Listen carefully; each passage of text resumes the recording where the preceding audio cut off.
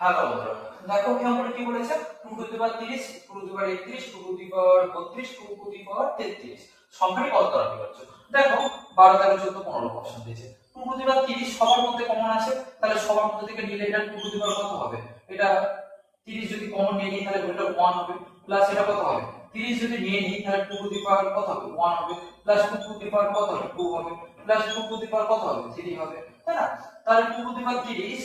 Into হিসেবে আছে এটা, তাহলে 1 যোগ 2 3 3 আর 4 কত 7 7 আর এখানে 2 টু দি পাওয়ার 8 মানে 8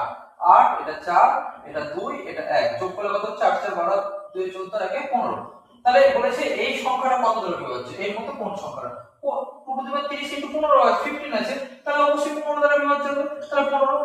15 দ্বারা বিভাজ্য হয়েছে, কেটে গেছে মোট কথা, তাহলে কত দ্বারা বিভাজ্য হবে 15 দ্বারা বিভাজ্য, যেটাতে ভাগ থাকে সেটাই বিভাজ্য, ঠিক আছে? তাহলে 15